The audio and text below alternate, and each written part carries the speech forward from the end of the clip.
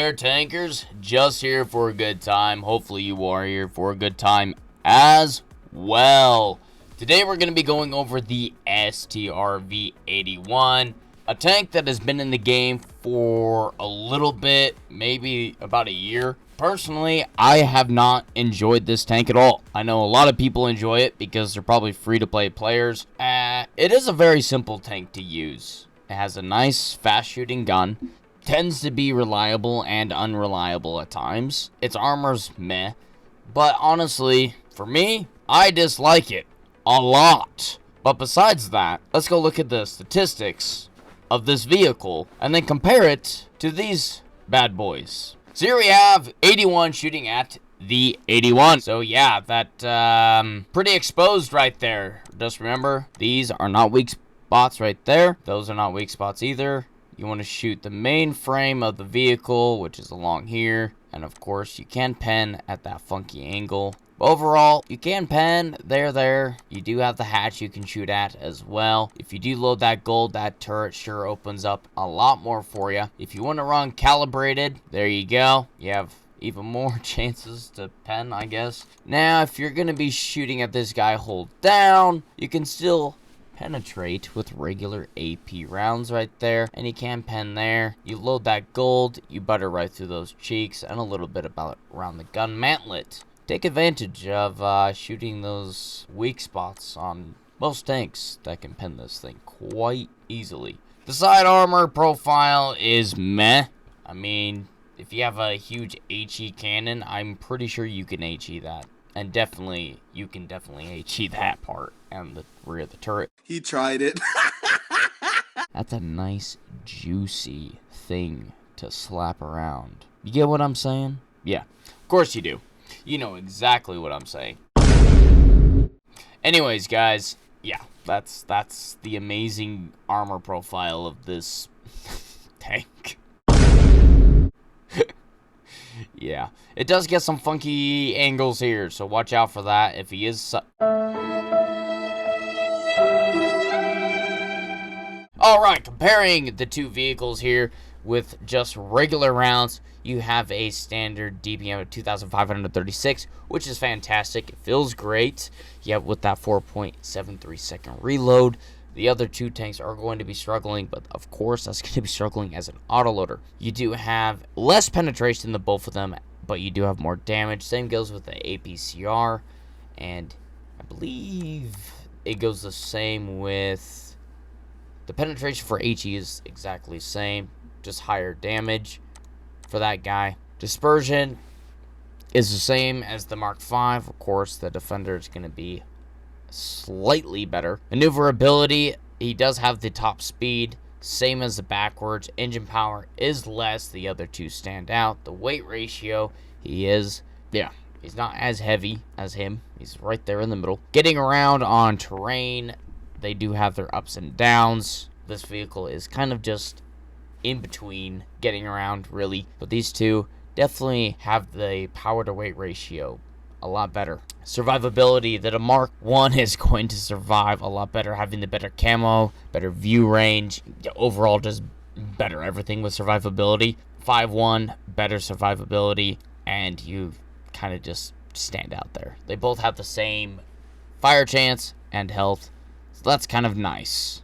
Meanwhile,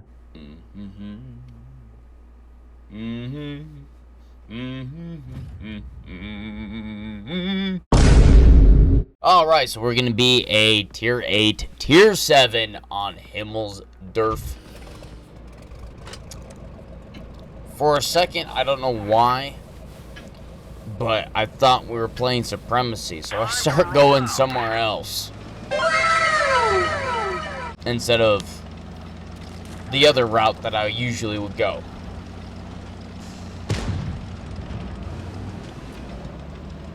So anyways, the 81. Do I like it? No. It's actually my least favorite tank. Oh, and by the way, this tank feels like it's always lagging for some reason. It just like struggles around the map for some, I don't know. We're gonna go help the CS-53 out here. Oh, yeah. Just let me clear him off here. Putting our second shot in the game on the T-25.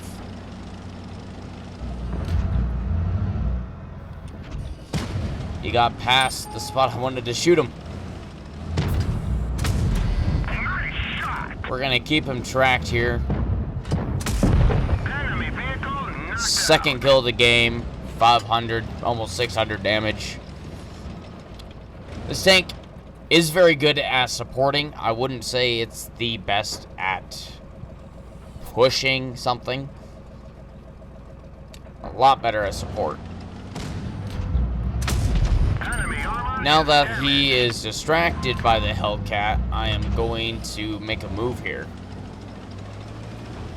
Trying to support the Hellcat, trying to use the CS. He notices us moving around.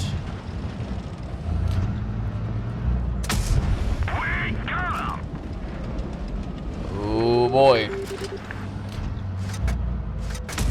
Yep, that HE pen, I think it's like 40 something. Doesn't do much. Ah, CS. Could have put a round into that guy. Trying to look for a shot on that TS. Doesn't go where I want. We're up to 1,182 damage. What a laggy tank. I gotta say, like, I can play most tanks fairly well on 20 to 150 ping. This game was around 80 ping, and it doesn't matter. Like 20 ping, 80 ping, 100 plus ping, this tank always feels like it's lagging. I think it's just the servers. Enemy is hit. But it's always this tank. It just struggles to do things. Trying to push him, being a distraction. Poor guy gets lit on fire. Should have shot the upper plate when I was right above him. But we do get that reload. Sadly, my CS gets shut down, and now I have a SU-130PM. Sheesh. RNG for ya. I'm gonna start farming away at the 252U. Trying to get as many shots as I can, avoiding the TS. That one didn't go through. Nice shot. Bounces me. Put a shot into his lower plate. It is now a 2 versus 2. Enemy armor is damaged. Trying to play ring around the rosy. TS finishes off my SU, allowing me to be able to finish off this guy. And now I'm a one-shot for this TS. Load the premium, go through the hatch. I can pen him with the regular rounds, but I'd rather be able to have more reliable pen here. Nice max roll, allowing me to get some more damage. Now he's a 2-shot. Bouncing my turret. Should have loaded the gold there, buddy. Oh, my goodness.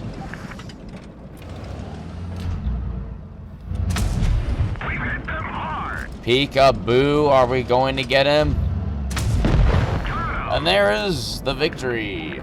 3,762 damage. We did block 915 damage. We destroyed 5 out of the 6 that we did damage. We did get a Top Gun for that game. We did get a Radley Walters, also a high caliber, and of course those golden arches. They're very nice to have. Made a decent amount of experience and credits earned today and helped carry the team to victory. But a great job to that CS-53 for making moves and clearing tanks. Those other guys, well, I'm not sure exactly what happened, but whoopie-doo. Great job to the CS, and great job to that SU doing the 1v1 with the other SU, I believe. But not a bad game. Definitely felt very lucky to get this win. But yeah, definitely felt very lucky to get that win with this tank and how it feels. It always feels like it's lagging. That's why I personally don't like it. I would rather pick the 5-1 over the 81. The reason why is it feels a lot better. It survives a lot more. And then over him, I'd rather pick the Defender Mark 1. Even though I've played the Defender Mark 1 only once, it's still a decent tank like this guy. I'd rather pick these two over this guy. But then again, this tank gets offered a lot in rewards or handed out to people. So if you're a free-to-play player, this tank isn't too hard to use. Play support, don't be too aggressive, and just, if you're constantly firing, it shouldn't be too hard to get 2K. Is it worth getting as a competitive player? No. Is it worth getting as a good player? Yeah, if you want to try it out, sure, but you're probably gonna go, yeah, I'd rather go play one of these two other guys instead of this guy, or a medium that's does a similar role that's American or Soviet. It's an alright tank. It can get the job done sometimes. It's just not my favorite. It's definitely not my favorite. It wants to be. It wants to be part of the British family here. I'm surprised they brought in the 81 before the Prima Victoria. That's a tank I want to come in. It'd be more similar to this guy. Not this. Come on, Wargaming, bring in the Prima Victoria. If nobody knows what that tank is, look it up. It's a fun tank to play on PC and console. Hopefully you got an idea about this vehicle. I kind of just winged it because I was not looking for an ace on this guy. I was just taking it out for a spin. Here it is. Anyways. Yep.